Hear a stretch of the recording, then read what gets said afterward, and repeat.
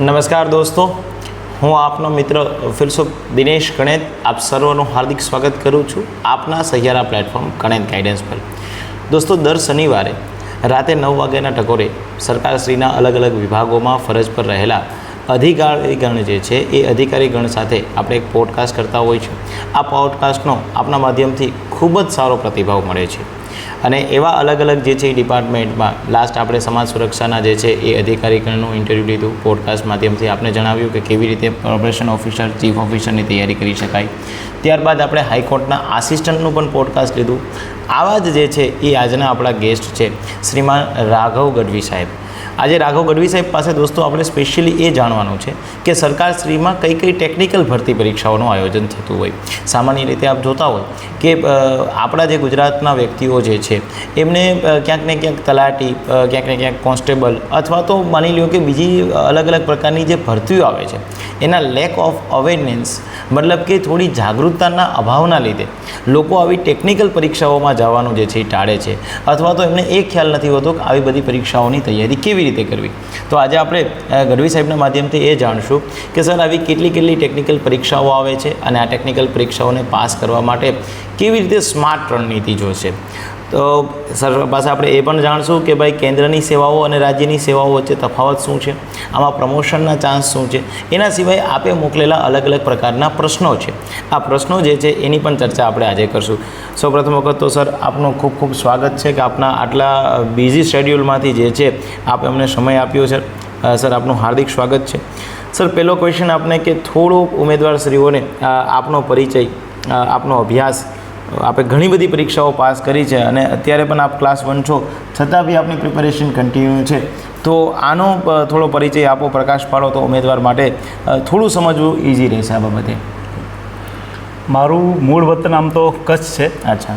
અને માંડવી તાલુકાનું જામથડા ગામ નાનું ગામ છે. ત્યાંથી અભ્યાસ કરતાં અમદાવાદ, પછી ભુજ અને કચ્છના પણ અલગ અલગ પ્રાથમિક શાળાઓમાં અભ્યાસ પૂર્ણ કર્યું. ઓકે. 2014માં MSc જીઓલોજી સાથે મારું માસ્ટર ડિગ્રી પૂરી થઈ. ત્યારબાદ 2014 ઓગસ્ટથી અને 2019 સુધી મેં જૂનાગઢ ખાતે વાસ્મો અને પાણી પુરવઠા બોર્ડમાં જીઓલોજીસ્ટ તરીકે ફરજ બજાવી. ત્યારબાદ 2018થી 2024 સુધી જીઓલોજીસ્ટ ક્લાસ 2 ઇરિગેશન એટલે કે સિંચાઈ વિભાગમાં જીઓલોજીસ્ટ 2 તરીકે ફરજ બજાવી. ઓકે. અને 2024 માર્ચથી હું અત્યારે રિસર્ચ ઓફિસર ગેરી વડોદરા ખાતે ફરજ બજાવું છું. ઓકે. સર આપે કીધું કે ગેરી બરોડા ખાતે આપ ફરજ પર છો, તો આપની જે વર્તમાનની જોબ છે ગેરીમાં એઝ અ આરઓ તરીકેની, આ બાબતે થોડો સર ગેરી શું છે, એમની કામગીરી શું હોય છે, સરકારશ્રીને કઈ રીતે જે છે એ સહાયરૂપ બને છે, એની થોડી પ્રાથમિક ચર્ચા થાય તો. ગેરી છે ને એ કન્સ્ટ્રક્શન, ખાસ કરીને કન્સ્ટ્રક્શન રિલેટેડ જેટલા આપણા ગવર્મેન્ટના જે કામો છે એની સાથે જોડાયેલી એક ગવર્મેન્ટની જે ઓર્ગેનાઇઝેશન સંસ્થાઓ છે. ઓકે. અને જે ટોટલી અંડર નર્મદા અને કલ્પસર વિભાગ છે એની અંડર આવે છે. ઓકે. જનરલ કામગીરીમાં જોઈએ તો અલગ અલગ પ્રકારના ટેસ્ટિંગ અને રિસર્ચ વર્ક અહીં થતા હોય છે. ઓકે. જેમાં મારી પોતાની વાત કરું તો research officer material testing division in short, કે જ્યાં કન્સ્ટ્રક્શનનું કામ થાય છે ત્યાં કોન્ક્રીટ જે છે એ કયું વાપરવાનું છે, કેવું વાપરવાનું છે, પછી કોન્ક્રીટમાં વપરાતા મટીરિયલ્સ, ઓકે, જેમ કે સિમેન્ટ છે, રેતી છે, એના અલગ અલગ ટેસ્ટિંગ, અને જે બાર હોય છે આપણા આયર્ન બાર જેટલા પણ યુઝ થતા હોય છે એના પણ ટેસ્ટિંગ જે કાંઈ છે એ અમારે ત્યાં થતા હોય છે. અચ્છા. મતલબ કે ગુજરાત રાજ્યમાં જે કોઈ સિવિલ વર્ક છે, પછી માની લો કે કોઈ બ્રિજ બન્યો, કોઈ રસ્તા બન્યા, કોઈ પોલીસ ભવન બન્યું છે, એમના જે કન્સ્ટ્રક્શન કામમાં કેટલું મટીરિયલ એનું ટેસ્ટ કરી અને એનો રિપોર્ટ બાદ જે છે એકચ્યુઅલમાં સાઈડ ઉપર જે છે એ કામ ચાલુ થાય. જે કોન્ક્રીટ છે ને એ કોન્ક્રીટ અલગ અલગ વસ્તુઓથી બને છે. તો એ કોન્ક્રીટ કયા લેવલનું અને કેવા પ્રકારનું હોવું જોઈએ, એટલે ઇન શોર્ટ એને મિક્સ ડિઝાઇન કહેવામાં આવે છે. અચ્છા. તો એ મિક્સ ડિઝાઇન અમારે ત્યાંથી પ્રિપેર થાય છે. દોસ્તો, ગેરી નામની સંસ્થા છે, સરકારશ્રીની જ એક જે છે એ ઓટોનોમિયસ બોડી કહી શકાય આપણે, ગુજરાત એન્જિનિયરિંગ રિસર્ચ ઇન્સ્ટિટ્યૂટ, એ આવા બધા કામ કરે છે કે જે અલગ અલગ પ્રકારના રિપોર્ટ તૈયાર કરી આપે છે. સર આપને એક ક્વેશ્ચન પૂછવા માગીશ કે આપનો સરકારશ્રી સાથેનો બહુ લાંબો બહોળો અનુભવ રહ્યો છે. આપણે વાત કરી કે પહેલાં આપ જીઓલોજીસ્ટ તરીકે ફરજ પર હતા, ત્યારબાદ અત્યારે આરઓ તરીકે છે અને હજી આપ બી કન્ટિન્યુ સ્ટડી પર્પઝથી આગળ હોય જ છો. સર એક બાબત ઉમેદવારશ્રીઓને એ જાણવાની ઈચ્છા છે કે કેન્દ્ર સરકારશ્રીમાં અને રાજ્ય સરકારશ્રીમાં અલગ અલગ કઈ કઈ સેવાઓ આવે, કારણ કે સર લોકોને જે છે કેન્દ્ર સરકારની સેવાઓમાં માત્ર આઈએએસ આઈપીએસ આઈએફએસ આવું જ ખ્યાલ હોય, અને રાજ્યની સેવાઓ હોય તો એ કોઈ જીપીએસસીના એસ્પિરન્ટ હોય તો એમના ધ્યાનમાં જીએએસ ગેસ સર્વિસ જીપીએસ સર્વિસ હોય, પણ ત્યારબાદ થોડા લેક ઓફ અવેરનેસના લીધે એમને ખ્યાલ નથી હોતો. તો આપના ભૂતકાળના અને વર્તમાનના અનુભવ પ્રમાણે થોડું એ ચર્ચા કરો કે ભાઈ રાજ્ય અને કેન્દ્રમાં વિવિધ કઈ કઈ સેવાઓ આવે છે. જો કેન્દ્રની સેવાઓમાં વાત કરીએ ને તો એક આપણે જે જનરલી આપણા બધાના મગજમાં જે આજકાલની જનરેશન છે એના મગજમાં 2-3 વસ્તુ જ હોય છે, આઈએસ આઈપીએસ અને આઈએફએસ. રાઈટ. આના સિવાયની ઘણી બધી એવી સેવાઓ છે કે જેમાં કોમ્પિટિશન પણ ઓછું છે અને લોકોને ખ્યાલ પણ નથી હોતો. ધારો કે ઇન્ડિયન રેલવે સર્વિસ છે, તો એમાં પણ રેલવેની અંદર પણ તમને ઘણા બધા સ્કોપ પર્ટિક્યુલર સબ્જેક્ટ વાઇઝ મળતા હોય છે. રાઈટ. રેવન્યુ સર્વિસ છે, એમાં પણ અલગ અલગ જગ્યાએ તમને પોસ્ટિંગ મળતું હોય છે. ઇવન યુપીએસસીનું રિઝલ્ટ ડિક્લેર થયા પછી એમાં પણ ખાલી આઈપીએસ કે આઈએસને નિમણૂક નથી મળતી હોતી. રાઈટ. એની અંદર પણ સબ ડિપાર્ટમેન્ટમાં ઘણા બધા કેટેગરીઓ છે કે જેમાં તમને જોબ મળતી હોય છે. ઓકે. પછી રાજ્યની વાત કરીએ તો રાજ્યમાં મને જ્યાં સુધી ખ્યાલ છે ત્યાં સુધી ઘણી અવેરનેસ હજી ઓછી છે આપણા બધા વિદ્યાર્થીઓમાં. આપણા જે અત્યારે પ્રિપેરેશન કરે છે ને તો ગેસ કેડરનું કદાચ એમને ખ્યાલ હશે વધીને, અથવા તો એન્જિનિયરિંગ સર્વિસ જે અત્યારે થોડીક લાઇમલાઇટમાં આવી છે તો એમની ખબર હશે. બાકી ઘણી બધી સર્વિસીસ તમે જીપીએસસીનું રિઝલ્ટ જે ડિક્લેર થતું હોય છે ને વેબસાઇટ ઉપર પણ તમે જુઓ ને તો ઘણી બધી ભરતી એવી આવે છે કે એમાં જીપીએસસી એવું રિઝલ્ટ ડિક્લેર કરે છે કે યોગ્ય ઉમેદવારો પસંદગી ન થતાં એક પણ ઉમેદવાર પસંદ થયેલ નથી ને આ ભરતીને પૂર્ણ જાહેર કરવામાં આવે છે. એટલે આવી ઘણી, ધારો કે જીએમએસ છે, ગુજરાત મેડિકલ સર્વિસ છે, તો લોકોને એવું જ હોય છે કે ભાઈ જે એમબીબીએસ કરે છે એ જ મેડિકલ સર્વિસમાં જઈ શકે, પણ એના સિવાયની ઘણી બધી એવી અત્યારે આસિસ્ટન્ટ રિસર્ચ ઓફિસર પણ ઘણા બધા એવા છે. પછી પ્રોફેસરની ઘણી બધી એવી જગ્યાઓ છે કે જે સતત ખાલી જાય છે. યસ. પેડિયાટ્રિક સર્જન છે, ડેન્ટલ સર્જન છે, એવા ઘણા બધા ફિલ્ડ છે. તમે જીપીએસસીનું ખાલી સાઇટ પણ જો રેગ્યુલર સમય ઉપર જે તૈયારી કરે છે એ વિઝિટ કરતા રહે ને તો પણ એમને ખ્યાલ આવે. હવે અત્યારે એક ગુજરાત નર્સિંગ સર્વિસ, યસ, બરાબર, નર્સિંગ સુપ્રિન્ટેન્ડિંગ 2 દિવસ પહેલાં એનું રિઝલ્ટ ડિક્લેર ઇન્ટરવ્યૂ માટેનું લિસ્ટ ડિક્લેર થયું છે. યસ. લગભગ ગુજરાતમાં ઘણા બધા લોકોને ખબર પણ નહીં, ઇવન નર્સિંગ કરેલા લોકોને પણ ઘણાને ખબર નહીં આવી પણ કોઈ સર્વિસ છે. ઓકે. એવી ઘણી બધી ગુજરાત પોલીસ સર્વિસ છે, ફોરેસ્ટ સર્વિસ છે. લગભગ અત્યારે જે ગુજરાતના જેટલા 26 જેટલા ડિપાર્ટમેન્ટ છે ને એ દરેક ડિપાર્ટમેન્ટની પોતાની અલગ સર્વિસ છે જ. ઓકે. પણ આ બધું તમારે આ one type of smart work છે. Yes yes. કે તમે કેટલું સ્માર્ટ વર્ક કરો છો અને કઈ કઈ જગ્યા ઉપર તમારું ફોકસ રહેલું છે. ઓકે. એન્જિનિયરિંગ સર્વિસની હું તમને વાત કરું તો એમાં સીધા જ તમે ક્લાસ 1 અને 2 અધિકારી બની શકો. Yes yes. પણ આપણે શું છે, ફોકસ જ મારું કે તમારું જે આજની જનરેશન છે એનું ફોકસ ક્લર્ક તલાટી બસ ત્યાં સુધી એક લિમિટેશન છે આપણી, વધીને નાયબ મામલતદાર અથવા તો ડીવાયસો. એનાથી આગળ આપણું થિંકિંગ જ નથી હોતું. પણ એક સર મારો પર્સનલ ઓપિનિયન આપને કહું તો જે કોઈ એસ્પિરન્ટ છે, no doubt GAS cadre, GPS cadre, બધા કેડર સારી જ હોય છે. જે પોટેન્શિયલ જે ઉમેદવાર આપે એને એ ટાઈપનું આઉટપુટ મળે છે. પણ સર મારું માનવું એવું છે કે કોઈ વ્યક્તિ ગેસ કેડરની પ્રિપેરેશન કરે છે, ચાહે ડીસી બને છે, ચાહે એસઓ બને છે યા મામલતદાર બને છે, એમના સ્થાને એ વ્યક્તિ પાસે જો એજ્યુકેશન ક્વોલિફિકેશન હોય, માની લે કે કોઈ વ્યક્તિએ BE સિવિલ કર્યું છે અને એ વ્યક્તિ આસિસ્ટન્ટ એન્જિનિયર સિવિલની પ્રિપેરેશન કરે છે, તો ગેસ કેડર કરતાં આમાં પાસ થવું મને એવું લાગે છે કે સારી રીતે જો આઉટપુટ સ્માર્ટ વર્કથી આપે તો એ પહેલાં કરતાં ઘણું આગળ નીકળી જાય. નહીં, એમાં ફાયદો એ છે કે ગેસ કેડરની પ્રિપેરેશન સામે ટેકનિકલ કેડરની પ્રિપેરેશન નહીવત છે. રાઈટ. એનું કારણ છે કે ગેસ કેડર છે ને એ એક વાસ્ટ સબ્જેક્ટ છે. યસ. એટલો, અને બીજું કે તમને ત્યાં કોમ્પિટિશન, તમારે ત્યાં BE સિવિલ પણ ત્યાં આવવાના છે, BA BCom વાળા પણ આવવાના છે, BSc પણ વાળા બધા આવવાના છે. આસિસ્ટન્ટ એન્જિનિયરમાં માત્ર ને માત્ર BE સિવિલના લોકો જ તમારી કોમ્પિટિશનમાં આવવાના છે. એટલે એક તો કોમ્પિટિશન પણ ઓછું છે, બીજું કે તમે જે 4 વર્ષ ભણ્યા છો તમારા BE અથવા તો ME દરમિયાન જે ભણ્યા છે એ જ તમને પૂછાવાનું છે. એટલે પ્રિપેરેશન ઓલમોસ્ટ 70 થી 80% જેટલી ઘટી જતી હોય છે. યસ. માત્ર ફોકસ કરવાનું છે તમારું જે ભૂતકાળનું સિલેબસ છે એના ઉપર તમે ફોકસ કરો તો દેટ્સ ઇનફ. ઓકે. સર આપણે જે ગુજરાત અને કેન્દ્રની જે વિવિધ સેવાઓની ચર્ચા કરી, તો સર ગુજરાત રાજ્ય સરકારમાં કોઈ વ્યક્તિ જે છે, એક તો સર પહેલાં આપ મને એ જ ઉમેદવારોને જણાવો, બિકોઝ ઉમેદવારોને ટેકનિકલ એટલે એના મગજમાં એવો જ પ્રશ્ન છે કે જે સાયન્સ સ્ટ્રીમમાંથી બિલોંગ કરે છે, એન્જિનિયરિંગ સ્ટ્રીમમાંથી બિલોંગ કરે એ જ ટેકનિકલ કહેવાય, પણ આવું નથી હોતું. એનું દ્રશ્ય કંઈક અલગ જ છે. નહીં, એવું નથી. જો આપણે ત્યાં ગેસ કેડરને બાદ કરતા જનરલી ગેસ કેડર એટલે કે મામલતદાર, ડેપ્યુટી કલેક્ટર, ડીવાયએસપી આ બધાને બાદ કરતાં આપણે જોઈએ ને તો સ્પેશિયલ સબ્જેક્ટ સાથે જે રિક્રુટમેન્ટ થાય છે ને એ બધાને તમે ટેકનિકલ સર્વિસ ગણી શકો. ઓકે. ધારો કે એસીએફની અત્યારે એક્ઝામ Yes. ઇન્ટરવ્યૂ હમણાં થોડા દિવસ પછી છે, તો એસીએફમાં સબ્જેક્ટ ફિક્સ છે. ઓકે. ત્યાં બીએવાળા એપ્લાય નથી કરી શકવાના. Okay. એમાં એક ફિક્સ સબ્જેક્ટ આપેલા છે કે બીએસસી જીઓલોજી છે, બીએસસી બોટની છે, Yes. બીએસસી ફોરેસ્ટ્રી છે, એવા બધા સબ્જેક્ટ ફિક્સ છે. પછી ઇવન હું જે અત્યારે પોસ્ટ ઉપર છું રિસર્ચ ઓફિસર, તો એમાં ફિક્સ જ હતું કે ભાઈ જ્યાં ક્વોલિફિકેશન તમારું ફિક્સ થઈ જાય છે કે ધારો કે MSc geology, otherwise MTech, yes.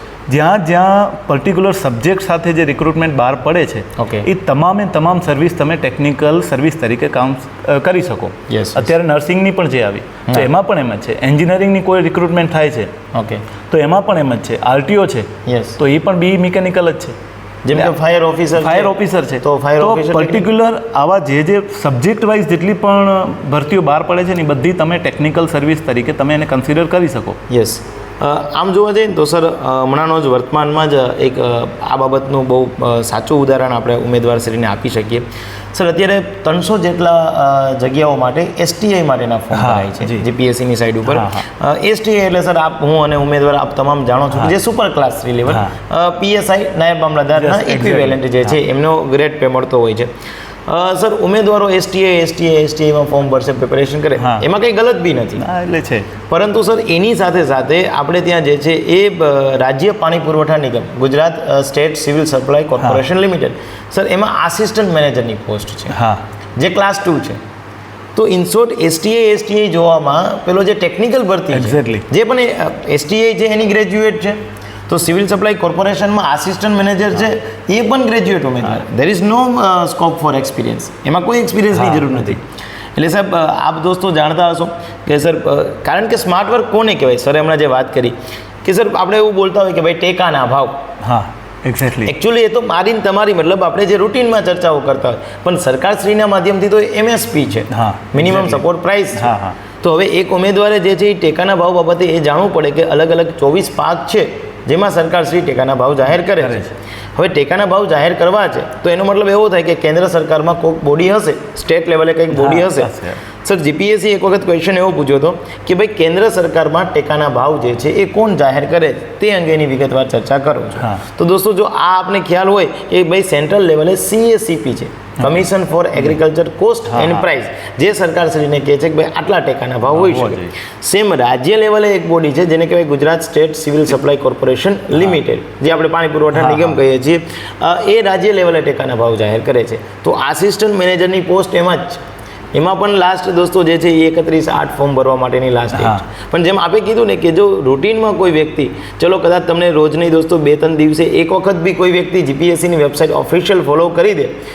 મેં હમણાં જ દોસ્તો સર જે છે એ જીઓલોજિસ્ટમાંથી આરો થયા, સર હજી બી પોતાની પ્રિપેરેશન કરે છે. સર મને હમણાં જ વાત કરી કે ભાઈ મારી ઓફિસના પીસીમાં જીપીએસસીની વેબસાઇટ બુકમાર્ક કરેલી છે. જીપીએસસી અને ગૌણ સેવા, એનાથી ફાયદો એ થાય છે કે તમે સતત અવેર રહ્યો છો કે કેવી રિક્રુટમેન્ટ આવતી હોય છે, કયા પ્રકારની આવતી હોય છે. ઇવન ચલો અત્યારે હવે આ લેવલેથી મને આગળ જવા માટે હજી મારી પાસે ઘણા બધા વર્ષો છે, રાઈટ. તેમ છતાંય આજે હું અવેર એટલા માટે રહું છું કે ઇવન કોઈ આન્સર કી પણ ડિક્લેર થાય તો તમને એમાંથી 5 ક્વેશ્ચન નવા જાણવા મળશે. જીપીએસસી અત્યારે જો જીપીએસસીના પેપર તમે એના, હું સ્માર્ટ વર્કની જે વાત કરું છું ને એમાં એક આનો પણ સમાવેશ થાય છે કે તમે કોઈ પણ યુપીએસસી હોય કે જીપીએસસી હોય, તમે સતત એક પેટર્ન તમને જોવા મળશે. જે ક્વેશ્ચન આવતા હોય છે ને એની એક પર્ટિક્યુલર પેટર્ન હોય છે જે થોડા સમય સુધી ફોલો થતી હોય છે. તમે એ પેપર એનાલિસિસ કરો ને એટલે તમે કયા સમયમાં એક્ઝામ આપવાના છો. ધારો કે માર્ચમાં તમે આપવાના છો તો તમને ડેફિનેટલી એપ્રિલ કે જૂનમાં તમે એક્ઝામ આપવાના તો તમારું ફોકસ બજેટ ઉપર હોવું જ જોઈએ. Exactly sir. તમે ધારો કે અત્યારે ચોમાસા પછી એક્ઝામ આપવાના છો તો તમારે જે અત્યારે લેન્ડસ્લાઇડ થાય છે, હેવી રેનફોલ થાય છે, રસ્તાઓ તોડ, તો એ બાબતમાં તમારે વિચારવું જ પડે. કરંટ ઇસ્યુ છે એટલે કરંટ ઇસ્યુ છે ને, અને જનરલી મેક્સિમમ કવર આમાં જ થતું હોય છે. Definitely sir. તો તમે આ જે એનાલિસિસ કરો ને જીપીએસસીના પેપર ઉપર, પછી આન્સર કી છે, રિક્રુટમેન્ટ છે, તો તમને ઘણું બધું સહેલું તમને કામ ત્યાંથી મળી જતું હોય છે. જે તમારું સ્ટ્રેસ બી ઉમેદવારનું ઘણું ઓછું, બીકોઝ સર અત્યારના જે એસ્પિરન્ટ છે ને એમને માર્કેટમાં એટલા બધા જે છે એ પેલા જે સલાહકાર સમિતિઓ આવી ગઈ છે કે ઉમેદવાર પોતે કન્ફ્યુઝ થઈ જાય કે એકચ્યુઅલી મારે કોને પૂછવાનું કે જેથી મને રાઈટ પાથ મળે. બસ એક્ઝેક્ટલી. સ્માર્ટ વર્કનું સરે જે વાત કરીને એમાં સર હું એક આપને બીજું એક્ઝામ્પલ આપીશ. કોઈ વ્યક્તિ સર પોલિટી ભણે છે, ઇન્ડિયન કોન્સ્ટિટ્યુશન ભણે છે, એમાં પાર્લામેન્ટરી સિસ્ટમ ભણે છે, તો તો થાય છે શું સર કે ભાઈ રાજ્યસભા લોકસભા 2 ગ્રુપ બન્યા. એમાં રાજ્યસભામાં અત્યારે વર્તમાનમાં 245 જગ્યાઓ છે. આ સર લાસ્ટ વીક જીપીએસસી એક ટેકનિકલ એક્ઝામ લીધી, એનો ક્વેશ્ચન આપું છું કે ઉમેદવાર શું કરશે કે 245 વ્યક્તિઓ આપણા રાજ્યસભામાં અત્યારે છે, એટલે એનું બાયફર્ગેશન કરશે કે 245માંથી 12 વ્યક્તિ જે છે કે જેને રાષ્ટ્રપતિ દ્વારા નિમણૂક થશે, કલા, સંસ્કૃતિ, વિજ્ઞાન અને સામાજિક કાર્ય. એના સિવાયના 233 છે એ બાય ઇલેક્શન આવશે. હવે 233માંથી સર પાછું બાયફર્કેશન થાય, જે ચૂંટણી દ્વારા આવશે કે 8 વ્યક્તિને કેન્દ્ર શાસિતમાંથી લેવાના છે, જેમાંથી 4 વ્યક્તિ જમ્મુ કાશ્મીરમાંથી આવશે, 3 દિલ્હીમાંથી આવશે, 1 પોંડિચેરીમાં આવશે, અને એના સિવાયના 225 એવા છે કે જે સ્ટેટમાંથી આવશે, 28 રાજ્યો. હવે ઉમેદવારો શું ભૂલ કરે સર કે એ સ્ટેટમાંથી એક તો નીચે 225માં લખી શકે કે ભાઈ મેક્સિમમ સીટ કોની છે, તો એ લખશે ત્યાં યુપી 31 સીટ છે. દેન આપણે ગુજરાતથી બિલોંગ કરીએ છીએ, ગુજરાતની એક્ઝામ આપવા જવી એટલે ગુજરાતમાં 11. આટલું ઉમેદવારે કરી લીધું. આ એમના માટે હાર્ડવર્ક છે સર. પણ સ્માર્ટલી કેવી રીતે આપે છે કીધું કે પ્રીવિયસ યર ક્વેશ્ચન છે સર. ક્વેશ્ચન એને એવો પૂછ્યો હતો જીપીએસસી હમણાં ટેકનિકલ એક્ઝામ ગઈ એમાં કે ગુજરાત સિવાય કયા રાજ્યો છે કે જ્યાં ગુજરાતની જેમ જ રાજ્યસભામાં 11 સીટ છે.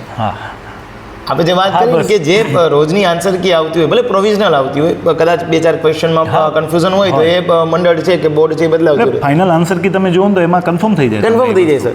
તો હવે 28 રાજ્યના જે નંબર ઓફ મેમ્બર છે એ મને કે તમને કે કોઈ એસ્પિરન્ટને યાદ ન રહે, એ સ્વાભાવિક વસ્તુ છે, બિકોઝ આપણે હ્યુમન બિંગ છે, રોબોટ નથી આપણે. તો એમને માત્ર સર એટલું યાદ રાખ્યું હોય કે ભાઈ એક ગુજરાતમાં 11 છે, મધ્યપ્રદેશમાં 11 છે અને આંધ્રપ્રદેશમાં 11 છે.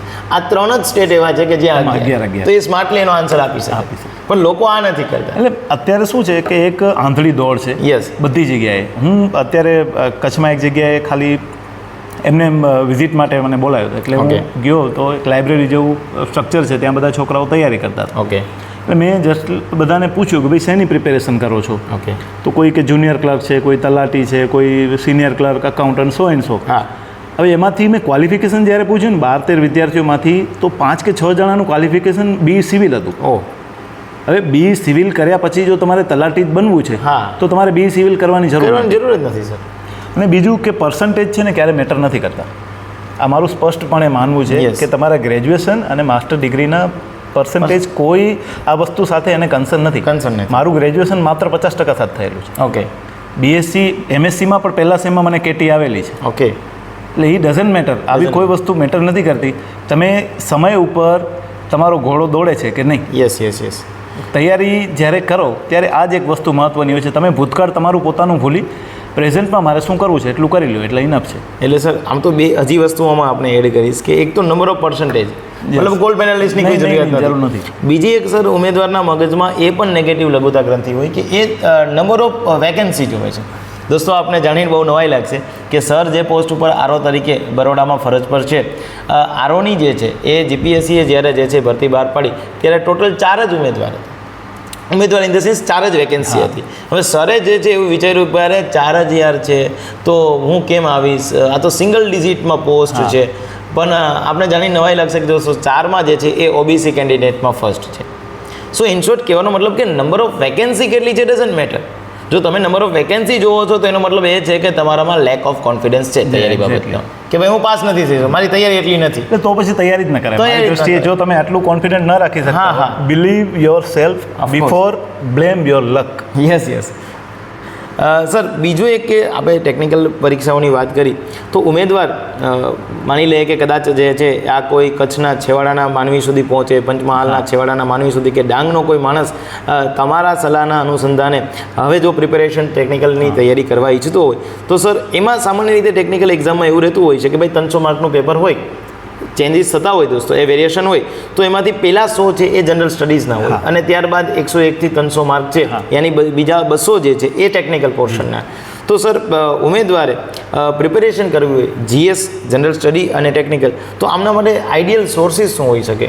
જો ટેકનિકલ સર્વિસ છે ને એમાં એસીએફ છે, અમુક એક્ઝામોને જે કે મોટી સર્વિસ જેને આપણે કહીએ કે ફોરેસ્ટ સર્વિસ છે એને બાદ કરતાં ગુજરાત એન્જિનિયરિંગ સર્વિસને પણ કદાચ આમાં બાકાત રાખીએ તો એના સિવાયની આસિસ્ટન્ટ એન્જિનિયર છે, જીઓલોજિસ્ટની એક્ઝામ છે, આવી ઘણી બધી એક્ઝામ છે. એનો મોટામાં મોટો જો કોઈ પ્લસ પોઈન્ટ હોય ને તો આપણે જનરલી કેવી પેટર્ન છે 2+1 in short prelim, mains, then interview. અમારી બધી મેટરમાં એવું છે 1+1. અચ્છા. એક્ઝામ 300 માર્કની, સીધું ઇન્ટરવ્યૂ, પોસ્ટિંગ. યસ. પોસ્ટિંગમાં પણ જનરલી આપણું સ્ટેટ એવું છે કે તમને જેટલું કન્વિનિયન્ટ લે હા. એ પ્રમાણે તમને પોસ્ટિંગ આપે છે. અને એ રીતે તમે કામની એફિશિયન્સી પણ બતાવી શકો છો. એટલે મોટામાં મોટો ફાયદો તમને શું મળી ગયો કે એક્ઝામ પછી સીધું તમારું ઇન્ટરવ્યૂ જ છે. યસ. કોઈ મેન્સ નથી. અને ઇવન એક્ઝામ પર તમારી ઓબ્જેક્ટિવ છે. હા. એટલે હવે તમારી પાસે બહુ મોટો ચાન્સ છે કે તમે તલાટી, જો તમારી પાસે સ્પેશિયલ ક્વોલિફિકેશન છે તો યસ, તલાટી ક્લર્ક બન્યા એમાં જેટલી મહેનત લાગે છે એના કરતાં અડધી મહેનત પણ આમાં કરો તો પણ તમે આમાં સીધા ક્લાસ 2 બની શકો. જો તલાટીનું પ્રમોશન હવે આવે છે, યસ, વિસ્તરણ અધિકારીમાં કદાચ પ્રમોશન આવે છે, યસ, એ થોડાક વર્ષ પહેલાં ચાલુ થયું. યસ. બાકી તલાટી એટલે આખી જિંદગી તલાટી જ રહે. હવે ક્લર્કની એટલી બધી ભરતી થઈ છે અત્યારે, તો જુનિયર ક્લર્કમાં તમે લાગ્યા હો ને તો વધીને તમે હેડ ક્લર્ક સુધી પહોંચી શકો, જે પણ ક્લાસ 2 તો નથી જ. નથી. એટલે અને આમાં કેવું છે, આસિસ્ટન્ટ એન્જિનિયર, તો પછી deputy engineer, deputy executive to AC, AC to C, આખી એક પેનલ પર્ટિક્યુલર એક સમય સાથે કામ કરે છે અત્યારે પણ. એટલે તમારે એમાં પ્રમોશન પણ બહુ સારા સ્કોપ છે અને જોબની રિયલિબિલિટી પણ બહુ સારી છે એમાં. એટલે સર જે જીએસના પોર્શન છે એમાં બીકોઝ ટેકનિકલ પોર્શન એવો છે કે ઉમેદવાર સર સેમ 1 to સેમ 8 સુધી એ પણ આવે છે, એ જ એનું સિલેબસ છે, એ જ એનો સિલેબસ છે દોસ્તો. એટલે બીજી કોઈ બુકો ન વાંચતા આપ જે માની લો કે સિવિલ છો, આપ મેકેનિકલ છો, આપ ઇલેક્ટ્રિક છે, જે આપના જોબને રિલિવન્ટ જે પણ આપનું ક્વોલિફિકેશન છે, તો સેમ 1 થી 8 સુધીના જે પુસ્તકો એમણે વસાવેલા હતા, જેના માધ્યમથી એ લોકો ગ્રેજ્યુએટ થયા, એ જ પુસ્તકો કન્ટિન્યુ કરે તો મારા મત મુજબ વધારે માર્ક આવવાની એમને શકે. ફાયદો શું છે કે તમને 200 માર્ક તમારું પોતાનું સબ્જેક્ટ મળે છે. યસ. અને 100 માર્કનું જનરલ સ્ટડી મળે છે. ઓકે. જનરલ સ્ટડીમાં ગુજરાતી ગ્રામર પણ છે. યસ. પછી કરંટ અફેર પણ છે, ગુજરાતની હિસ્ટ્રી પણ છે. એટલે ગુજરાત સ્ટેટને રિલેટેડ ઘણું બધું સિલેબસમાં ઇન્વોલ્વમેન્ટ છે એનું. રાઈટ. એટલે તમે જ્યારે પ્રિપેરેશન કરો ને એઝ અ ગુજરાત, તમે ગુજરાતના વિદ્યાર્થી છો તો તમારી પાસે એક પોઝિટિવ એ પણ છે કે તમારું ટેકનિકલ તો છે જ. ઓકે. પ્લસમાં તમને આ 100 માર્કમાં પણ બહુ મોટું બેકઅપ મળે છે. ઓકે. ધારો હું મારી પોતાની વાત કરું તો મારું જનરલ સ્ટડી બીજા કદાચ મારી સાથેના જે વિદ્યાર્થીઓ છે એની કમ્પેરમાં સારું હતું. ઓકે. એનું કારણ એ હતું કે મારી જે પહેલી પ્રિપેરેશન હતી ને એ જીઓલોજીસ્ટની હતી જ નહીં. અચ્છા. કે હું જે ભરતી આવે ને, હાઈકોર્ટની પીઓનની આવે ને તો હું તૈયારી કરીને આપી દેતો કે ભાઈ જે છે આપણે આપ્યો. એમાંથી ફાયદો શું થયો કે બંધારણ તમારું સારું થઈ જાય, ગુજરાતી ગ્રામર સારું થઈ જાય, general study Gujarat related, India related સારું થઈ જાય. ટેકનિકલ વિદ્યાર્થી છે ને એ જનરલી આ બધી બાબતોથી અવેર નથી હોતા. રાઈટ. અત્યારે હવે થોડો ટ્રેન્ડ વધ્યો છે. બાકી જનરલી તમે જુઓ ને તો જે તમે રાજ્યસભા લોકસભાની વાત કરીને તો ઉપલું ગૃહ કે નીચલું ગૃહ એ પણ ખબર નહીં હોય એમને. નહીં ખબર હોય. રાઈટ. ટેકનિકલ વિદ્યાર્થીઓમાં. એટલે તમે જો થોડું પણ આની પ્રિપેરેશન કરો ને જનરલ સ્ટડીની, એટલે તમારું બહુ મોટું બેકઅપ તમને મળી જાય છે. રાઈટ. એટલે આના માટે સર લોકો થોડો બ્રોડ વ્યૂ નથી રાખતા. એક્ઝેક્ટલી. આજે સર હું અમને એક્ઝામ્પલ આપું કે માની લો કે જે કોઈ વ્યક્તિ હિસ્ટ્રી ભણે છે, જેટલા પણ વિદ્યાર્થી મિત્રો જે છે એ આ પોડકાસ્ટ જોશે, એમાંથી સર કોઈક સાથે હું ચર્ચા કરું, આપ ચર્ચા કરો કે ભાઈ 1857ના વિપ્લવ બાબત આપ જાણો છો, તો એ તરત યસ કહે છે. આપણે એમને એવું કહીએ કે ભાઈ આપ 1857ના વિપ્લવ શું કામ થયો, એમના કારણો આપને ખબર છે, એ વ્યક્તિ આ આપશે અને કારણ બી આપી દેશે. બીજું કે આ વિપ્લવ જે છે એ હારવા પાછળના કારણ શું છે તો એ જાણો છો, એ વ્યક્તિ આ પાડશે. દેન આપણે કહીએ કે ભાઈ 1857ના વિપ્લવ બાદ કેવા રિફોર્મ થયા એ તમે જાણો છો તો વ્યક્તિ આ પાડશે. મતલબ કે આ બધું જ એની પાસે નોલેજ છે. પણ સર એક્ઝામમાં ક્વેશ્ચન એવો હતો કે 1857નો વિપ્લવ હારવા પાછળનું એક રીઝન એવું બી હતું કે જે શીખ અને ગોરખા લોકો હતા એ લોકોએ આપણને સપોર્ટ ન કર્યો. એટલે બ્રિટિશ ક્રાઉનને એવું થયું કે ભાઈ શીખ લોકો તો આપણી ફેવરમાં છે, તો ચલો એમને કંઈક વધારે વેઇટેજ આપીએ. અત્યારે બી સર આપણે ટીલ ટાઈમ જોઈએ કે ભારત દેશની ઇન્ડિયન આર્મી, નેવી, એરફોર્સ છે, તેમાં શીખ લોકોનું જે છે એ રિપ્રેઝન્ટ વધારે હોય છે. એટલે બ્રિટિશ ક્રાઉન દ્વારા એક કમિશન મોકલવામાં આવ્યું હતું અને એને લશ્કર રિફોર્મ થયા. ઓકે. અને લશ્કર રિફોર્મ થયા પછી કહેવામાં આવ્યું કે શીખ અને ગોરખા લોકોને વધારે ભરતી કરો. હવે ઉમેદવારોને ક્વેશ્ચન એવો પૂછ્યો કે આ કયા કમિશનની ભલામણ બાદ લશ્કરી રિફોર્મ થયો, ઉમેદવાર નહીં જાણે. મીન્સ પેલું જે ચીલાચાલુ બાબત છે એ દરેકને ખબર પડે. પણ જો બ્રોડ સેન્સ છે ને, જ્યાં તમે ભલે એવું આપણે જેટલું પણ સિલેબસ છે ને, જો અત્યાર સુધી જીપીએસસી કે યુપીએસસીનું તો મેરિટ તમે જોશો 40 થી 45%, 50% તો રેર ઓફ ધી બરાબર. યસ. આપણે પ્રિપેરેશન છે ને અત્યારે એવી રીતે કરીએ કે મને 300માંથી 300 આવવા જોઈએ. 200માંથી 200 આવવા જોઈએ. હવે જે course. પોસિબલ જ નથી, ઇમ્પોસિબલ વસ્તુ છે, Yes. તો તમને જે વસ્તુ નથી ફાવતી અથવા તો તમારા રેન્જથી બારે છે એને તમે બિલકુલ સાઇડલાઇન કરી દો. હા બરાબર છે. પછી શું છે કે તમે સિલેબસના 15 મુદ્દા છે ને તમે 15 કવર કરવા જાઓ ને હા. તો એકે મુદ્દો તમારો કવર ન થાય. Yes. એના કરતાં 15માંથી 9 મુદ્દા પરફેક્ટલી કવર કરો, Yes. 6 ને ટોટલી સાઇડલાઇન કરી દો. મતલબ નવું જાણવા કરતાં બેટર છે કે જૂનાને જે રિવિઝન કરો કરો છો. જે કરો એટલું પરફેક્ટ કરો કે Yes. એમાંથી જે કોઈ પણ ક્વેશ્ચન આવે ને તો એ તમારો એમાંથી એક માર્ક જવો જ ન જોઈએ. સર બીજો એક ક્વેશ્ચન કે આપે ટેકનિકલ બાબતે ઘણી સારી સલાહ ઉમેદવારશ્રીઓને આપી. હા. સર પ્રમોશન દ્વારા આપે કીધું કે ભાઈ જે ડેપ્યુટી એન્જિનિયર છે હા. ત્યાંથી એક્ઝિક્યુટિવ બને હા, છે, હા. ત્યાંથી સર્કલ એન્જિનિયરિંગ બને છે વગેરે વગેરે. સર શું રાજ્યમાંથી કેન્દ્રમાં જઈએ હા. તો બાય પ્રમોશન રાજ્ય સરકારની સેવાઓ હોય એમાંથી કેન્દ્ર સરકારની સેવામાં with the help of promotion જઈ શકાય? આવી કોઈ જોગવાઈ સરકારમાં છે? ઘણા લગભગ જેટલા ટેકનિકલ છે અથવા તો જે ટેકનિકલ એમનું બેકગ્રાઉન્ડ છે એજ્યુકેશન અને તૈયારી કોઈ રેવન્યુ સર્વિસ અથવા તો ગેસ કેડરની કરે છે, ઓકે. ઘણા બધા ઓછા લોકોને ખબર હશે કે ગુજરાત ગવર્મેન્ટમાં એક કોટા છે કે ટેકનિકલ સર્વિસ જે પ્રમોશનથી કલેક્ટર નથી બની શકતા, ઇન શોર્ટ કે આઈએસ નથી બની શકતા, યસ. એવા ક્લાસ 1 અધિકારી જો 10 વર્ષ ગુજરાત સ્ટેટમાં સર્વિસ હોય ઓકે. અને 8 વર્ષના એમના સીઆર સારા હોય, હવે કદાચ 10ના 8 વર્ષ થયા છે, યસ. તો એમાં તમારા એક્સ્ટ્રા ઓર્ડિનરી સીઆર જોઈએ, Yes. તો એમના માટે એક સ્પેશિયલ એક્ઝામ આવતી હોય છે ઓકે. જે યુપીએસસી જ કન્ડક્ટ કરે છે. એ એક્ઝામમાંથી તમે પાસ થાઓ એટલે તમારું ઇન્ટરવ્યૂ હોય છે, જે ઇન્ટરવ્યૂ પણ યુપીએસસી પેનલના મેમ્બર જ તમારું લેતા હોય ઓકે. છે. તો with the technical exam technical officer તરીકે તમે 10 વર્ષની સર્વિસ હોય અને એ એક્ઝામ તમે પાસ કરી જાઓ Okay. ઇન્ટરવ્યૂ સાથે, તો તમે સીધા નોમિનેટેડ આઈએસ બની શકો છો. ઓકે. આવા ગુજરાત સરકારમાં અત્યારે પણ 7 થી 8 આઈએસના નામ તો મને યાદ છે. ઓકે. ધારો કે અમારા તુષાર આપણે ટીએમ ધોળકિયા સાહેબ છે, Yes. ઇરિગેશનમાં સુપ્રિન્ટેન્ડિંગ એન્જિનિયર હતા. યસ. એમણે આવી જ રીતે એક્ઝામ આપી, અત્યારે અન્ન અને નાગરિક પુરવઠામાં સચિવ છે. ઓકે. મયુર મહેતા સાહેબ છે, યસ. એ જ પાણી આપણે ત્યાં ઇરિગેશનમાં એસી હતા, ઓકે. અત્યારે પાણી પુરવઠામાં નોમિનેટેડ આઈએસ છે Okay. અને મેમ્બર સેક્રેટરી તરીકે ફરજ બજાવે છે. પેલા મોરબીમાં સર એક જીટી પંડ્યા સાહેબ આઈએસ હતા, મોરબી કલેક્ટર જે તે સમયે રહી ચૂક્યા છે. Yes, yes. એ પણ આઈટીમાં પ્રોફેસર હતા, સ્પીપામાં ડાયરેક્ટર હતા, ત્યારબાદ નોમિનેટેડ આઈએસ તરીકે સીધા મોરબી કલેક્ટર બન્યા છે. યસ. એટલે આ એક રસ્તો છે, ખુલ્લો જ છે. ઓકે. અને એમાં તમને મારા ટ્રાયલની મને આઈડિયા નથી, પણ 3 ટ્રાયલ કદાચ મળતા હોય છે. Okay. પણ ડેફિનેટલી તમારો મોટો સ્કોપ એ છે કે એમાં કોઈ એજનું લિમિટ નથી. યસ. યસ. આ જેટલા પણ મેં નામ લીધા ને એ બધા ઓલમોસ્ટ 50 પછી જ આઈએસ બનેલા છે. આમાં પણ સર ઉમેદવાર શ્રી કે જે વ્યક્તિઓ 8 થી 10 વર્ષની સર્વિસ ધરાવે હા. અને એલિજિબલ છે એમના માટે સર બેનિફિટ બી એ છે કે એક તો જીએસનું પેપર હોય છે હા. જે એઝ ઇટ ઇઝ કન્ટિન્યુ રહે છે, હા. એક બીજું છેલ્લા 10 વર્ષના સરકારશ્રીના જીઆર છે એ એમના વિશે, બસ, બીકોઝ exactly. અધિકારી છે તો એમને એ બાબતથી હા, ખ્યાલ સંબંધિત મુદ્દાઓ હોય છે. છે. સર બહુ સારી વસ્તુ આપે કીધી અને ઉમેદવારો શ્રીઓ તમને એ બી ખ્યાલ આવવો જોઈએ કે આમાં જે છે એ માત્ર ને માત્ર તમારા જેવા સરકારી અધિકારીગણ આપ એઝ અ ઓફિસર બની જાઓ અને જે છે યુપીએસસીના ક્રાઇટેરિયા પૂરા કરો તો પછી પેલું જે યુપીએસસીમાં સામાન્ય વ્યક્તિ પ્રિપેરેશન કરે છે કે જેમને પ્રિલિમ્સ પ્લસ મેન્સ, તો આમાં કોઈ મેન્સનો ક્રાઇટેરિયા નહીં. એક્ઝામ પર જે હોય છે ને એ ઓબ્જેક્ટિવ હોય છે. હા. 200 માર્કની એક્ઝામ હોય છે, થ્રુ આઉટ ઓબ્જેક્ટિવ એક Okay. જ એક્ઝામ છે, કોઈ મેન્સ પણ નથી. Right. એના પછી સીધું તમારું ઇન્ટરવ્યૂ છે ઇન Okay. શોર્ટ.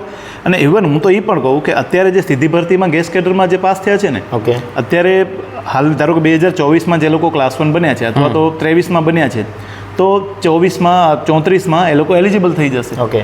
અત્યારે જે ગેસ કેડરમાં પાસ થયા છે ને એ 2034 સુધીમાં એ લોકો કલેક્ટર નહીં બની શકે, આઈએસ Yes. નહીં બની શકે બાય પ્રમોશન. પણ- પણ તમારા માટે એ રસ્તો ખુલ્લો છે. Right right. ઇન શોર્ટ કે આ સ્માર્ટ વર્ક છે. યસ. યસ.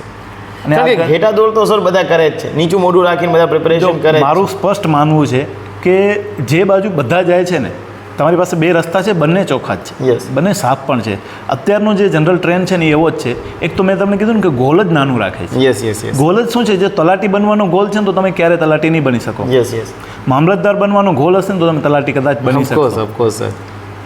સર એક બીજી બાબત કે આપની લોંગ જર્ની આ સાથે રહી છે, આપના સ્ટડી કમ્પ્લીટ થયા બાદ સતત આપને કોઈ મોટિવેશન પૂરી પાડતી હોય, કારણ કે દરેક ઉમેદવાર એસ્પિરન્ટ એવા હોય, જ્યારે આપ બી એસ્પિરન્ટ હશો ત્યારે પણ એવી ક્યાંક ને ક્યાંક વિચાર આવ્યો કે ભાઈ હવે તૈયારી નથી કરવી, છોડી દેવી છે, આપણાથી નહીં થાય. સફળતા એક પ્રકારનો પડાવ છે કે જે પ્લસ માઇનસ થયા કરે. તો આવા સમયે સર આપની કોઈ ક્રુશિયલ સિચ્યુએશન આવી હોય અને એમાંથી આપને કોઈ વસ્તુએ મોટિવેશન પૂરું પાડ્યું હોય એવી કોઈ બાબતો ખરી? જો મોટિવેશનમાં એક તો છે ને, આપણે જેટલા વિદ્યાર્થીઓ તૈયારી કરે છે ને યસ. એ પોતાની જાતને છેતરવાનું બંધ કરી દે. ઓકે. છેતરવાનું ઇન ધ સેન્સ હું પોતે દરેક આપણે બધા આ પરિસ્થિતિમાંથી નીકળ્યા છીએ. છેતરવાનું ઇન ધ સેન્સ કેવું હોય કે હું જુનાગઢ હતો ને ત્યારે લાઇબ્રેરીમાં તૈયારી કરતો ને તો મારી સાથે હું 2014માં જુનાગઢ ગયો અને 2018માં મેં ક્લાસ 2 તરીકેની એક્ઝામ પાસ કરી. તો એ 5 વર્ષના રૂટીનમાં હું પણ થોડો સમય લાઇબ્રેરીની વિઝિટ કરતો. હું પોતે કહું છું કે હું મારી જાતને કેવી રીતે છેતરતો. હું બુક લઈને જાઉં ને એટલે એટલા કોન્ફિડન્ટથી વાંચું ને, હા હું વાંચું છું એ મને ખબર છે કે હું વાંચું, પણ મને કંઈ યાદ નથી રહેતું. પરિણામ શું હતું કે એ હું જે મારી જાતને છેતરતો ને કે હું વાંચું છું છતાં મને કંઈ યાદ નથી રહી, મારો ખાલી દેખાવ હતો. અત્યારે જેટલા પણ પ્રિપેરેશન કરે છે ને એ બધા મેન્ટલી એબસન્ટ હોય છે. માનસિક રીતે છે ને એબસન્ટ જ હોય છે કે હું તૈયારી કરું છું પણ મારું ફોકસ બીજે ક્યાંક છે. ફ્રેન્ડ સર્કલમાં છે, ક્રિકેટ મેચ ચાલે છે, ઘરે છે તો ઘરે છે. જ્યારે તમે છેતરવાનું બંધ કરી દેશો ને કે ના ભાઈ હું વાંચું છું મને યાદ નથી રહેતું. મેં 2014થી 18 સુધીમાં લગભગ 11-12 એક્ઝામ આપી. જે હું કહું છું ને કે જે છેતરવાનો સમય હતો ને એ સમય દરમિયાન, તો એમાં હાઈકોર્ટના પ્યુનની એક્ઝામ પણ હું ફેલ થયો હતો. એટલે એ સમયે એક સ્પાર્ક જે આપણે કહીએ ને એ લાગી ગયું કે અત્યાર સુધી છે ને આપણે માત્ર આપણી જાત સાથે છેતરતા આવ્યા છીએ, હવે એ સમય નથી. બસ પછી જે આ સ્પાર્ક થયું ને ત્યારે ખબર પડી ગઈ કે હવે જો પાસ થશું તો આપણા માટે જ છે અને કંઈક કરશું, અચીવમેન્ટ મળશે તો એ આપણા માટે જ છે. ત્યારે જે લાઇટ થઈ ગઈ ને કે ભાઈ હવે આપણે ખરા દિલથી આપણે તૈયારી કરવી છે. બસ એ તૈયારીના 7-8 મહિનામાં જ આવું એક્ઝામ જે ક્લાસ 2ની જે જીઓલોજીસ્ટની હતી એ ક્લિયર થઈ ગઈ. આપણે જે સર કીધું ને કે ઉમેદવારો છેતરતા હોય, હું બી લાઇબ્રેરીમાં ઘણી વખત જોતો હોય સર, કોઈ ટોપિક અઘરો લાગે ને તો એસ્પિરન્ટ શું નક્કી કરે કે આ લગભગ નહીં પૂછાય. એક્ઝેક્ટલી એ પોતે ડિસાઇડ કરી લે કે આ નહીં પૂછાય. માની લો કે મેથ્સ રિઝનિંગનો કોઈ સમ છે, એમાં કોઈ ભૂમિતિના ક્વેશ્ચન છે, હવે એમાં કોઈ એવી ફોર્મ્યુલા આવી, કોઈ એવી ટ્રીક આવી કે જે એમને મગજમાં બંધબેસતી નથી પ્રથમ ટ્રાય, તો એ વિચારી લે કે નહીં દોસ્ત આ નહીં. પણ એ કોના આધારે તમે નક્કી કરો કે આ નહીં પૂછાય? સિલેબસ આપ્યો છે એને તમારે વળગી રહેવું પડશે. ત્યાં શું છે, ત્યાં તમે સ્વીકારી લીધું કે આ મારી રેન્જથી બહાર છે. રેન્જથી બહાર છે, એક્ઝેક્ટલી સર. સર બીજું કે ટેકનિકલ પરીક્ષાની તૈયારી કરતા હોય એવા ઉમેદવારોને આપણા તરફથી કોઈ ખાસ સંદેશો હોય ખરી? સંદેશો એ છે કે જો ટેકનિકલ તમે એક તો સ્પેશિયલ ગ્રેજ્યુએશન ધરાવો છો ને, ઇન શોર્ટ તમે લખી છો. એઝ અ ગુજરાત ગવર્મેન્ટમાં આજે લગભગ બધા સબ્જેક્ટમાં સ્પેશિયલી એક્ઝામ લેવાતી જ હોય છે. તમે બીએસસી જીઓલોજીની વાત કરી લો, બીએસસી કેમેસ્ટ્રીની વાત કરી લો, ફૂડ ઇન્સ્પેક્ટરની જે હોય છે તો બીએસસી એગ્રીની તમે વાત. એગ્રી તો અત્યારે ખરેખર બહુ ડિમાન્ડમાં છે. આજે આવનારા સમયોમાં કારણ કે કૃષિનું દિવસે ને દિવસે મહત્ત્વ વધે છે તો એગ્રીકલ્ચર એન્જિનિયર છે, વેટરનરી ઓફિસર છે, કે તમે જે બીજા બધાની જે સામાન્ય ઇવન આર્ટ્સમાં પણ ઘણા બધા એવા સબ્જેક્ટ છે. અત્યારે બીએ સાયકોલોજી છે ને, તમે 5 વર્ષ પછી જોઈ લેજો કે સાયકોલોજીસ્ટનું કેટલું મહત્વ છે. અત્યારે જે દવાખાના બધા MBBS ને એના બધાના છે ને, એવી રીતે 5-10 વર્ષ પછી સાયકોલોજીસ્ટના પણ દવાખાના હશે. તમે ડેઇલી રૂટીનમાં એક વીકલી કે મંથલી તમને ત્યાં જવાની જરૂર પડશે કે ભાઈ હું સાયકોલોજી અત્યારે મારી કન્ડિશન છે ને, મેન્ટલ કન્ડિશન સ્ટેબલ નથી રહેતી, એટલે આ સબ્જેક્ટ પણ ઇન શોર્ટ સ્માર્ટ વર્ક છે ને, તમારે આ બધાનું અત્યારે જે દોડ છે એમાંથી બહાર નીકળી થોડું બ્રોડ સેન્સમાં સબ્જેક્ટ તમારું પસંદ કરો ગ્રેજ્યુએશન લેવલે જ. અથવા તમે કોઈ સબ્જેક્ટ સાથે તૈયારી કરેલી છે, ધારો કે અકાઉન્ટ ઓફિસર છે બરાબર, બીકોમ કે એમકોમ વાળા કેટલા બધા લોકોને આ એક્ઝામની ખબર નથી હોતી. મેં જ્યારે એક્ઝામો એક બે જ્યારે પાસ કરી ત્યારે પૂછે ને તો કોમર્સવાળાના પણ ફોન આવે કે સાહેબ મારું એમકોમ થયેલું છે અને હવે હું બસ તલાટી કે એકાઉન્ટન્ટની તૈયારી. મેં કીધું અકાઉન્ટ ઓફિસરની રિક્રુટમેન્ટ કેટલી બધી આવે છે, જેનું સીધું પ્રમોશન ટ્રેઝરી ઓફિસર તરીકે હોય છે, ટીઓ તરીકે થાય. હવે એનું અવેરનેસ જ નથી હોતી, એમને ખબર જ નથી હોતી કે આવી કોઈ એક્ઝામ પણ છે. ઇન શોર્ટ તમે જે સબ્જેક્ટમાં BA BCom અથવા તો BSc કરેલું છે, BE કરેલું છે, તો તમે સર્ચ કરો. ગુજરાત સરકારની આપણી જે GPSCની વેબસાઇટ છે એ વિઝિટ કરો, ગૌણ સેવા વિઝિટ કરો. તમારા સબ્જેક્ટને રિલેટેડ જગ્યાઓ છે. તમે પ્રિપેરેશન ગલત જગ્યાએ કરી રહ્યા છો. એટલે મુદ્દો એ થાય છે કે સર લોકો છે ને બધી પરીક્ષાઓમાં પાસ થવાય છે. એમને ગેસ કેડરમાં બી જવું છે, નોન ગેસ કેડરમાં બી જવું, મતલબ ટેકનિકલ સાઇડથી. એટલે જો ઉમેદવાર એટલીસ્ટ એક ફોકસ કરી લે તો ડેફિનેટલી 4-6 મહિના વર્ષ દિવસમાં એમને જે છે એ સારી રીતે કોઈ પણ જોબ જે છે યા તો પરીક્ષા પાસ થવાના ચાન્સીસ જે છે એ વિપુલ માત્રામાં વધી જવાના છે. એટલે ઉમેદવારોને સર હું એ જ ના પાડતો હોઉં છું કે આપ જનરલ એક્ઝામની પ્રિપેરેશન કરવાનું છોડી દો. બસ આપનો ગોલ PSI છે તો આપ વળગી રહો કે PSIમાં જ આપજો. જો અમુક જગ્યાઓ એવી જ, ધારો કે આસિસ્ટન્ટ એન્જિનિયરની જગ્યા છે એ ટેકનિકલ છે, પણ PSI છે, ક્લર્ક છે. ધારો કે ક્લર્ક હું માનું છું ને ત્યાં સુધી જુનિયર ક્લર્ક, સિનિયર ક્લર્ક એ ખરેખર એવા લોકોએ એમાં પ્રિપેરેશન કરવી જોઈએ કે જેની પાસે બીજો કોઈ સ્કોપ નથી, યસ યસ, અથવા તો એમની લાઈફની સ્ટેબિલિટી બહુ જ ઓછા સમયમાં એમને જરૂરિયાત છે, ઓકે, અને જેનું ક્વોલિફિકેશન પણ બહુ ઓછા પર્સન્ટેજ સાથે, અને એક એની થોટ અથવા તૈયારીની એક લિમિટેશન છે. જુનિયર ક્લર્ક, સિનિયર ક્લર્ક એવા બ્રિલિયન્ટ લોકો થતા હોય છે. હું રાજકોટ ખાતે ફરજ બજાવતો તો મારા બંને જે સિનિયર ક્લર્ક હતા બંને બી ઇલેક્ટ્રિકલ હતા. Oh my God. એટલે મને નવાઈ લાગી. ઉદ્યોગ અધિકારી હમણાં જ એક્ઝામ ગઈ થોડા સમય પહેલાં, બી ઇલેક્ટ્રિકલ. તમે લખી રાખજો, હમણાં એમનું થોડા સમય પછી ઇન્ટરવ્યૂ માટે એક સિલેક્શન બહાર પડશે. આખા ગુજરાતમાંથી લગભગ 42 કે 26 જગ્યાઓ છે. આખા ગુજરાતમાંથી યોગ્ય કેન્ડિડેટ એમને જો મળ્યા હોય ને તો ઇન્ટરવ્યૂ સુધી માંડ 100 થી 200 લોકો એમને મળશે. ઓહ, હવે ક્યાં તલાટી કે સિનિયર ક્લર્ક, જુનિયર ક્લર્કમાં લાખો ફોર્મ ભરાય છે, એની સામે તમારે 200 લોકોને ખાલી કોમ્પિટિશનમાં લેવાના છે, પણ એમણે નથી કરતા પ્રિપેરેશન. Yes yes. એટલે દોસ્તો, સર દ્વારા જે છે એ આપને ટેકનિકલ પરીક્ષાઓની તૈયારી કેમ કરવી, કેન્દ્ર રાજ્ય સરકારની સેવાઓ વિશે, અથવા તો ટેકનિકલ જે પરીક્ષા માટે જે છે એ મટીરિયલ માટે આઈડિયલ સોર્સિસ શું હોઈ શકે, સર દ્વારા કદાચ આપના માધ્યમથી પહેલી વખત જે છે તમને જાણવા મળ્યું હશે કે પ્રમોશન દ્વારા પણ રાજ્યની સેવામાંથી કેન્દ્રની સેવામાં જઈ શકાય છે. તો આજના પોડકાસ્ટનો મેઇન દોસ્તો આપણો ઉદ્દેશ્ય એ હતો કે સરના માધ્યમથી, સરનો આ બાબતે સરકારશ્રી સાથે બહુ બહોળો અનુભવ છે, એટલે ટેકનિકલ પરીક્ષાઓ જે આવતી હોય એ ટેકનિકલ પરીક્ષાઓની આપ પ્રિપેરેશન કરો, જેમાં થોડું સરે જે રીતે કીધું એ રીતે આપ સ્માર્ટ વર્ક જે છે એ કરો તો ડેફિનેટલી જે છે એ આપને વિધિન શોર્ટ ટાઈમમાં જે છે એ સફળતાનો મુકામ હાસિલ થવાનો જ છે. તો સર, આપનો ખૂબ ખૂબ આભાર. આપે જે છે અમને સમય આપ્યો અને ઉમેદવારશ્રીઓને પણ જણાવ્યું કે ટેકનિકલ પરીક્ષાઓની તૈયારી કેવી રીતે થઈ શકે. દોસ્તો, દર શનિવારે સાંજે 9 વાગ્યાના ટકોરે જે છે એ આપણે આવા જ કોઈ અધિકારીગણ સાથે જે છે એ ચર્ચાઓ કરતા રહેતા હોય. હા, આપ કોઈ ટેકનિકલ એક્ઝામની પ્રિપેરેશન કરો છો, આપ ક્યાંય અટકો છો અને સરનો કોન્ટેક્ટ કરવો છે તો બી મને આપ કહી શકો, પરંતુ યાદ રાખજો સર કે સર એઝ અ આરઓ તરીકે ફરજ પર છે તો સરનું શેડ્યુલ બી બહુ પ્રકારે હેક્ટિક હોય, એટલે તમે મારા પાસે સરના નંબર માગશો, ડેફિનેટલી હું આપની સાથે શેર કરીશ.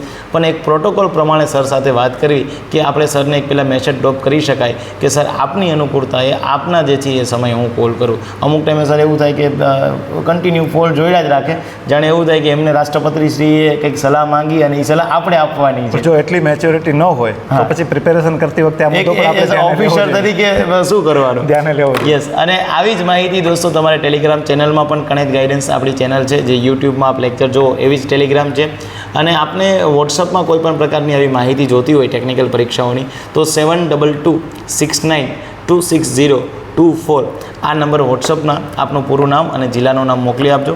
સમયાંતરે જે કંઈ પ્રકારની આવી ભરતીઓની જાહેરાત આવતી હોય એમાં હું આપની સાથે જે છે એ શેર કરતો રહીશ. તો મળીએ છીએ દોસ્તો નેક્સ્ટ પોડકાસ્ટમાં, નેક્સ્ટ સેટરડે નવા જ એક ગેસ્ટ સાથે. ત્યાં સુધી જે છે મને વિરામ આપો. આવજો, bye, see ya and wish you all the very best. Raghav Gadhvi સાહેબ, આપનો ખૂબ ખૂબ આભાર.